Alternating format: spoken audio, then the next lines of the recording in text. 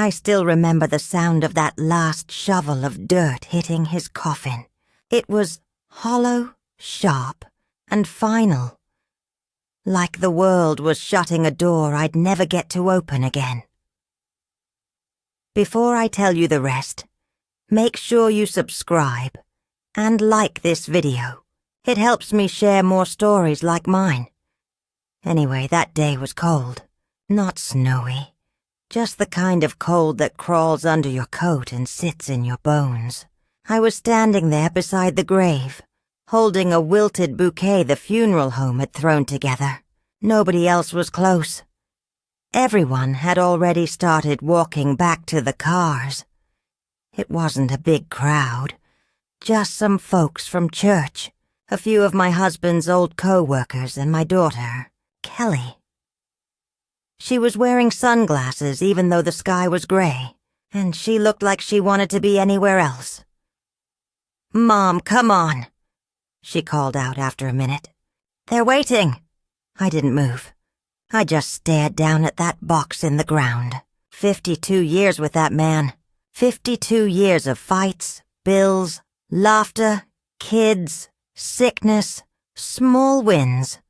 All of it ending in a patch of dirt behind the Methodist cemetery. When I finally looked up, everyone was gone.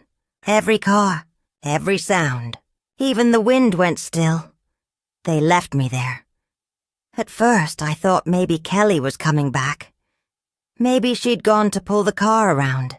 But 15 minutes passed. Then 30. I checked my watch.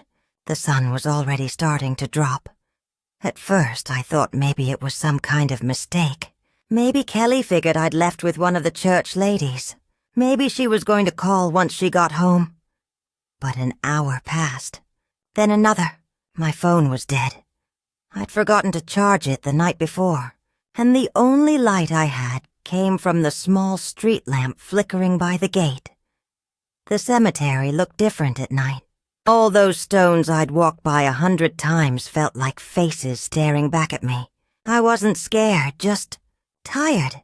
I sat down again near that nameless mother stone and pulled my coat tighter. The wind had picked up, and I could hear the dry grass rustling against the fences. I thought about my husband, Ray. He'd been gone for just 4 days, but the house already felt empty before he even passed. Kelly and her husband, Tom, had taken over everything after his stroke, said they were just helping manage things. What they really meant was controlling them. They made me sign papers I didn't understand. Told me I was too old to handle finances, too forgetful to live alone. I wasn't forgetful.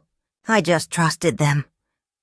That night, sitting there in that cold graveyard, I realized how deep that trust had cost me.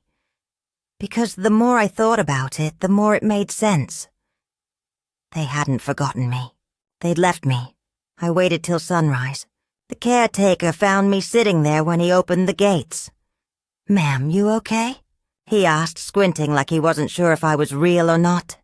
"Yeah," I said, brushing off my coat. Just lost track of time. He didn't ask more. Just nodded like he'd seen stranger things out there. Maybe he had. I started walking toward the road. No car, no plan. There's a diner about half a mile from the cemetery. Old neon sign that says Mabel's Breakfast and Burgers. I went there a lot after Ray's chemo appointments, so I walked.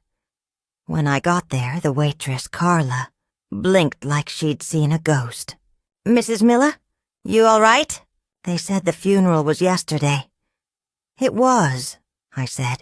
"Guess I didn't leave?" She poured me coffee without another question. That's why I liked her. After an hour, I asked if I could use her phone. Called Kelly, straight to voicemail. Tried again. Same thing. So I called my neighbor, June. She picked up fast. "Where are you, Nancy?" she said. "Kelly came by this morning. Said you ran off after the funeral." "Ran off?"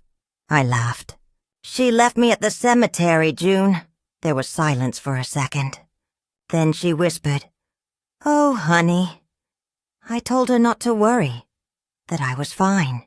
Truth was, I didn't want to go home, not to that house that didn't feel like mine anymore. June offered to come get me, but I said no. I just needed time. So I stayed at the diner the rest of the day, watching cars pass on the highway. Everyone that looked like Kelly's made my stomach twist. By sunset, I decided I wasn't going back. I sat down on the cold bench near the gravesite. I didn't cry. Couldn't really. Felt like I'd used up all my tears the night before, when I had to pick out the coffin while Kelly scrolled on her phone the whole time. I waited another hour before I started walking. Not toward the parking lot, though. I walked deeper into the cemetery. There's something strange that happens when you've got nowhere to go. Your feet start making decisions for you. Mine led me toward the older stones, the ones too worn down to read. I found one with just a single word. Mother. No dates, no last name. Just that. I sat down right in front of it and thought, maybe that's where I belong now. By the time I looked up again, it was dark. The gates were closed. My daughter had left me locked inside the damn cemetery. I didn't plan on disappearing. It just happened slow. One night at the diner turned into a few days. Then a week. Carla let me hang around after closing sometimes. Said I could mop floors to earn a little cash. Didn't feel like work. Just gave me something to do with my hands. I rented a small room above the laundromat down the street. Cheap, loud, smelled like detergent and cigarettes. But it was mine. No one told me what to sign or where to sit or what pill to take. I sent Kelly one letter. Just one. Told her I was safe, that I needed space, that I didn't blame her, even though I did. Never got a reply. Didn't expect one either. I started going back to the cemetery every Sunday. Not to visit Ray, not really. Just to sit. I liked the quiet. No one asking for anything. No one pretending to care. Sometimes I'd see Kelly there. She always came dressed up, full makeup, like grief was a social event. But she never looked at me. Probably thought I was just some old lady feeding the stray cats. One afternoon, about 3 months after the funeral, I saw her with a man I didn't recognize. Young, sharp suit, fancy car. They were laughing. He pointed at Ray's stone and said something that made her roll her eyes. Then they both got back in the car and drove off. That was the last time I saw her for a long while. Life went on without me. Word around town was Kelly sold the house. Said she was downsizing. I guess my name wasn't even on the deed anymore. Not after all those papers she made me sign for convenience. It stung, but I didn't have much left to lose. One night, while wiping down the diner counter, Carla said, "You ever think about going back? You know, just to see?" I shook my head. There's nothing to see. But a few days later, I couldn't help myself. I took the bus out there. The house looked smaller somehow. Like the life had drained out of it. The shutters were different. The paint newer. I peeked through the window and saw strangers inside, moving boxes. "Can I help you?" a man's voice said from behind me. I turned around. It was the new owner. He said he'd bought the place from a woman named Kelly Burke. Burke. Her new husband's name, I guessed. I just nodded and walked away. Didn't cry. Didn't cuss. Just walked until I hit the main road. That night, back in my room, I opened my old wallet and pulled out a picture of Ray and me on our wedding day. He was smiling like he actually believed life would be kind. I whispered, "Guess you were the lucky one, Ray. You got out early." For the first time in months, I slept straight through the night. A year passed before I ever heard Kelly's name again. I was working the breakfast shift at the diner when Carla came over holding her phone. "Hey, you see this?" she asked. It was a local news post.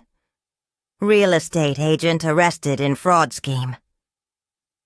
There was Kelly's picture, all done up like she was posing for a magazine. Headline said she'd forged signatures, stolen deposits, and run off with investors' money. I stared at that picture for a long while. Couldn't tell if I felt sad, angry, or just numb. Carla said, "Ain't that your daughter?" "Used to be," I said, and went back to pouring coffee. After that, the diner folks treated me different. Not bad, just softer. Like they finally saw I'd lived a life before I showed up mopping floors. One morning I caught the bus out to the cemetery again. It was early, fog still hanging low. I brought 2 thermoses of coffee, one for me, one I poured over Ray's grave. He always said coffee fixed everything. Guess she got what was coming, I told him. Funny how the world handles things without you lifting a finger. I sat there for hours, watched the fog lift, watched the sun hit the headstones, and turn them gold for a few seconds before they went dull again. And then I looked over at that nameless stone, the one that just said, Mother. It was cracked now, a little more each time I came. That's when it hit me. I didn't have to go back anywhere, because there wasn't any home left to go to. Home had been gone for a long time, so I stopped trying to build a life that fit the old one. I started helping the caretaker out at the cemetery, planting flowers, painting fences, trimming the grass. He paid me under the table, said he liked having someone who treated the graves like they mattered. It felt right, in a way, like I'd finally found where I was supposed to be. Between the living and the gone, keeping things quiet, steady. Kelly never wrote, never called. Word was she got a short sentence, pled guilty to save face. Didn't matter much to me. She'd already buried me once. Not in dirt, but in silence. Years later, when my hands started shaking too bad to work, Carla let me stay in a little room behind the diner. Said it used to be for storage, but she fixed it up nice. Told everyone I was her aunt.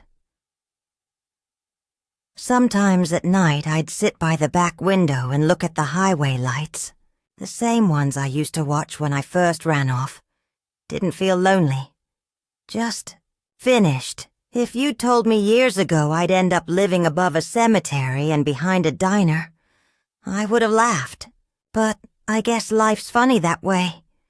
It gives you places that make sense only after everything else falls apart. When my time finally comes, I don't want no big funeral, no speeches, no family pretending they care.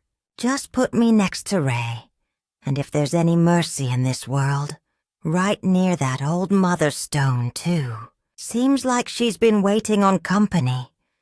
Because the truth is, when they left me at that cemetery, they didn't just forget me. They freed me, and I never went home again. Because I finally figured out, home ain't a place. It's the peace you find when nobody owns a piece of you anymore.